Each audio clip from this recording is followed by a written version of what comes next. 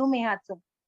आणि मधुमेहाचं जे मुख्य कारण आहे, ते आपण बघितलं तर मोटापा म्हणजे जाडी किंवा स्ट्रेस, नंतर हेरिडिटरी, नंतर आपलं लाईफस्टाईल सुद्धा, की अगदी खूप जंक फूड खाणे, आणखीन खूप ॲक्टिव्हिटीज नाही करणे, म्हणजे सारखं जसं रेहन-सहन का म्हटलंय, की लाईफस्टाईल कोणाची कशी आहे? आजकाल खूप बाबा लेथार्जिक लाईफस्टाईल आहे का कसं आहे आणि पोल्युशन. सो हे मुख्य कारण आहे. आणि ह्याच्यामुळे नेक्स्ट स्लाईड. ह्याच्यामुळे जे आपल्याला कॉम्प्लिकेशन्स किंवा त्रास दिसून येतो, ते म्हणजे एक तर सगळ्यात पहिले ह्या लोकांना युरिनचा प्रॉब्लेम खूप असतो. सारखं युरिनला जावासा वाटतो, घशाला कुरड पडत असते, स्ट्रेस, डिप्रेशन असतं, इव्हन मॅरिटल लाईफमध्ये खूप प्रॉब्लेम्स, इश्यूज व्हायला लागतात, स्किन कॉम्प्लिकेशन सुरुवात होते, खाज येणे वगैरे आणि गँग्रीन म्हणजे जखमा न भरणे, वुंड हीलिंग न होणे आणि अक्षरशः म्हणजे कधी-कधी पाय कापायची वेळ येते, इतकं ते गँग्रीन वाढून गेलेलं असतं किंवा ऑर्गन्सला हळू-हळू डॅमेज करत जायला लागतं, की डोळ्यांना, किडनी, लिव्हर म्हणजे ह्याच्यासाठी आपण ज्या गोळ्या खायला सुरू करतो, की डायबिटीज ठीक व्हायला पाहिजे. तर डायबिटीज तर ठीक व्हायला लागतो, पण त्याच्याच बरोबर बाकी ऑर्गन्स हे डॅमेज व्हायला सुरुवात होते. पण आतापर्यंत त्याच्यासाठी पर्याय नव्हता. त्यामुळे आपण ते गोळ्या घेत होतो, की अ, रक्त पातळ व्हायची गोळी आहे किंवा आणखीन बाकी गोळ्या, की ज्याच्यामुळे आपण आणखीन आजारांना आमंत्रणच देत होतो. पण आता त्याच्यासाठी पण आपल्याकडे अतिशय सुंदर असं सोल्युशन मिळालेलं आहे. Next slide. आणि हेच ते सोल्युशन आहे A1 डायबा केअर. हे सुद्धा नावावरूनच आपल्याला कळतं, की हे डायबिटीजसाठीचं प्रॉडक्ट आहे. पण असं नाही, की हे फक्त डायबिटीजसाठीचं आहे. म्हणजे आपले सगळेच प्रॉडक्ट बघा किती छान आहे, की एका बरोबर म्हणजे मेन ज्या गोष्टीचा प्रॉब्लेम आहे त्याला तर आपल्याला फरक देतात, पण त्याच्याबरोबर आणखीन सुद्धा आपल्याला बेनिफिट्स देतात. तर हे प्रॉडक्ट वीकनेसवरती काम करेल, स्ट्रेंथवरती काम करेल, ओबेसिटीवरती सपोर्टिव्हली हेल्प करेल. त्याच्यानंतर हे तुमची शुगर ह्याला रेग्युलर मेंटेन करायचं ते काम करेल. इम्युन सिस्टमला बूस्ट करेल, थकवा वगैरे आहे तो दूर करेल आणि ग्लुकोजचं कन्व्हर्जन ग्लायकोजनमध्ये करण्यासाठी पण मदत करेल. शिवाय पॅनक्रियाजमध्ये जे आपले बीटा सेल्स आहे, तर हे नॅचरली बीटा सेल्सला वाढवेल आणि बीटा सेल्स हे इन्शुलिन सिक्रिशन करत असतात. त्यामुळे बीटा सेल्स वाढले तर इन्शुलिन सिक्रिशन त्याच्यातलं वाढायला लागलं, तर आपला ऑटोमॅटिकली बाहेरचा इन्शुलिनचा डोस हा कमी होणार आहे आणि आपल्याला त्याचा बेनिफिट मिळणार आहे.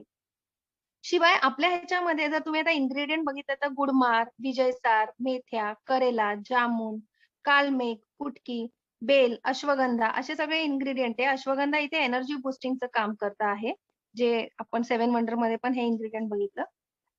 त्याच्यानंतर काळमेघ हे जे इन्ग्रीडियंट ह्याच्यामध्ये आहे, तर हे नॅचरली काय करत आहे, तर शुगर ब्लड व्हेसलमध्ये जी शुगर आहे अडकलेली आत, तिलाही खेचून बाहेर काढतं आणि त्यामुळे काय होईल, जे आपली नॅरो झालेली ब्लड व्हेसल आहे, ती नॅचरली डायलेट होईल आणि रक्त पातळ व्हायच्या गोळ्या ह्यामुळे आपल्या बंद होऊ शकतात.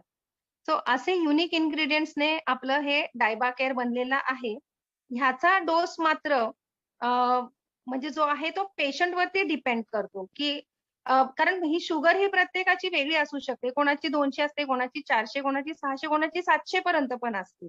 तर त्यांच्या फास्टिंग पीपी आणि त्यांची HbA1c नेक्स्ट स्लाईड ह्या टेस्टप्रमाणे आपण डिसाईड करतो, की आपल्या डायवा केअरचा डोस हा कसा दिला गेला पाहिजे, ही कॅप्सूल कशी घेतली गेली पाहिजे. HbA1c म्हणजे ही 3 महिन्याची आपली जी कंटिन्युटीची जे काही आहे त्याची घेतली गेलेली टेस्ट असते आणि फास्टिंग पीपी ह्या फ्रेश जी फास्टिंग पीपी घेतली गेली आहे, त्यावरती डोस ठरवला जातो. साधारणतः 200 पर्यंतची जर शुगर असेल, तर आपण त्यांना 2 कॅप्सूल दिवसातनं एकदा हे बिफोर मील सांगतो. Half an hour before meal. मग ते तुम्ही नाश्त्याच्या आधी द्या किंवा लंचच्या आधी द्या किंवा डिनरच्या आधी द्या. साधारणतः 200च्या पुढे 350-400 पर्यंत जर अशी असेल, तर आपल्याला दिवसाला 4 कॅप्सूल घ्यायला लागतील. 2 नाश्त्याच्या आधी, 2 मे बी डिनरच्या आधी, हाल्फ एन हॉवर बिफोर. आणि जर 450-500 च्याही पुढे असेल, तर आपल्याला हे 3 टाईम सेवन करावं लागेल. म्हणजे 6 गोळ्या दिवसाला. 2 नाश्त्याच्या आधी, 2 लंचच्या आधी आणि 2 डिनरच्या आधी.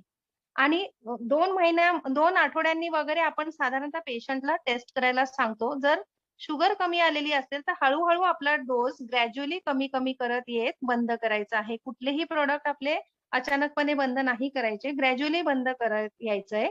सगळ्यात इम्पोर्टंट म्हणजे हे प्रॉडक्ट्स आपले घेताना जे काही मेडिसिन्स चालू असतील ते कोणीही बंद नाही करायचे. ते डॉक्टर्सच्या म्हणजे फीडबॅकने की तुमचे रिपोर्ट्स वगैरे चेक करून डॉक्टर स्वतःहून त्यांचे डोसेस कमी करतील. आपण स्वतःहून ते डोसेस कमी नाही करायचे कारण ते त्यांच्या मेडिसिनचं काम करतायत.